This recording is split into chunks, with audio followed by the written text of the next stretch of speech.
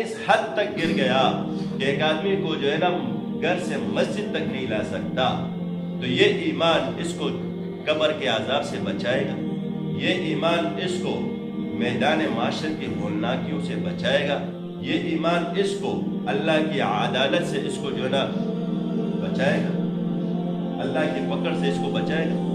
بھائی خود سوچو کہ میرا ایمان اس حد تک گر گیا کہ اللہ کی جو ہے ایسا حکم جو 700 مرتبہ قرآن میں اللہ پاک نے فرمایا، وَأَقِيمُوا الصَّلَاةَ وَأَقِيمُوا الصَّلَاةَ وَأَقِيمُوا الصَّلَاةَ، نماز قائم رکھو، نماز قائم رکھو۔ اور آپ صلی اللہ علیہ وسلم جب دنیا سے جا رہے تو کیا کہا؟ الصلاة الصلاة الصلاة اللہم برفیق الاعلیٰ۔ یہ آپ صلی اللہ علیہ وسلم کے آخری الفاظ ہیں، آخری الفاظ ہیں۔ نماز کا خیال رکھو، نماز قائم کرو، نماز کا خیال رکھنا، نماز کا اہتمام کرنا۔ آپ صلی اللہ علیہ وسلم دنیا سے جا رہے ہیں، اپنی امت کو آخری اور کیا کہا کہ غلاموں کے ساتھ نرمی کا برتاؤ۔ یہ آخری الفاظ ہے آپ صلی اللہ علیہ وسلم۔ آج دیکھو امت نماز ہی بھولی جاتی۔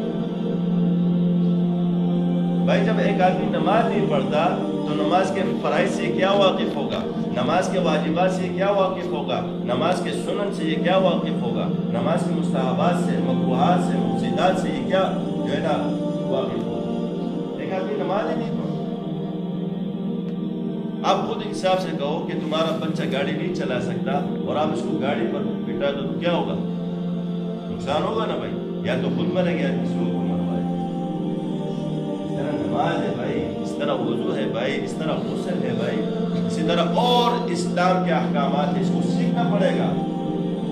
اور ہر ایک مثلا یہ بابا بیمار ہو جائے اور میں اس کو اگر یہ مستری کے پاس لے جاؤں گاڑی والا کے کہ بھائی یہ بیمار اس کو ٹھیک کرو، وہ کیا کہے گا؟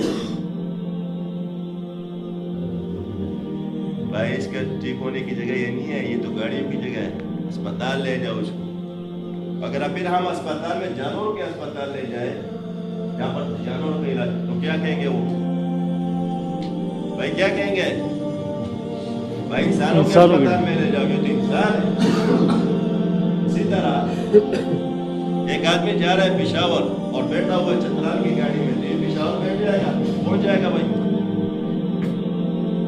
ہم کہتے ہیں ہم جنت میں جائیں گے اور راستے اختیار کیے جہنم والوں کا، تو آپ خود کہو ہم جنت میں چلے جائیں گے؟ منزل تو ہماری جنت ہے اور بیٹھے ہوئے جہنم کی گاڑیوں اور کہتے ہیں، اور پھر کیا کہتے اللہ ہمارے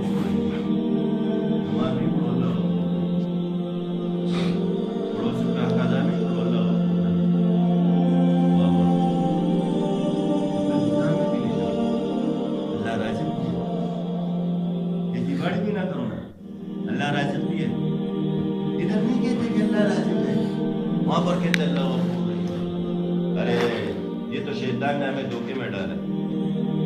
شیطان قرآن میں اللہ پاک نے کہا یہ تمہارا واضح دشمن ہے۔ بھائی اب ہم ایک آدمی اپنے دشمن کو نہیں جانتا تو دشمن سے بچاؤ کے اسباب کیا ہے؟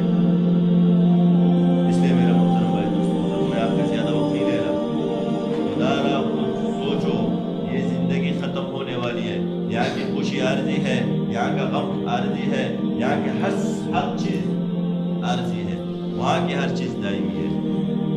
امام غزالی رحمۃ اللہ علیہ نے مثال دی ہے